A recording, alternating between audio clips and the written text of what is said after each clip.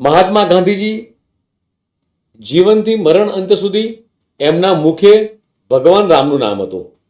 ભગવાન રામ પર વિશ્વાસ રાખતા હતા.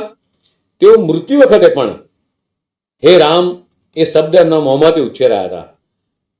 અને રામ જેમ કણે કણમાં છે તે જ રીતે કોંગ્રેસ પાર્ટીને મને તો એ ખબર નથી પડતી, કોંગ્રેસને રામ પ્રત્યે કેમ વાંધો છે?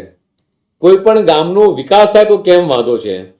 કે કોઈ વ્યક્તિને ગામના છેવાડાના વ્યક્તિને કામ મળે તો કેમ વાંધો છે? આ ત્રણ એટલે બે અક્ષરના ત્રણ શબ્દો સાથે રામ, ગામ અને કામ સાથે કોંગ્રેસે શું નાતો છે? અથવા એવો તો કયો દુશ્મનાવટ છે કે કોંગ્રેસે ક્યારેય આઝાદીના 65 વર્ષમાં ક્યારેય ગામડાનો વિકાસ નથી વિચાર્યો, ક્યારેય લોકોને રોજગારી મળી રહે એ દિશામાં નથી વિચાર્યું?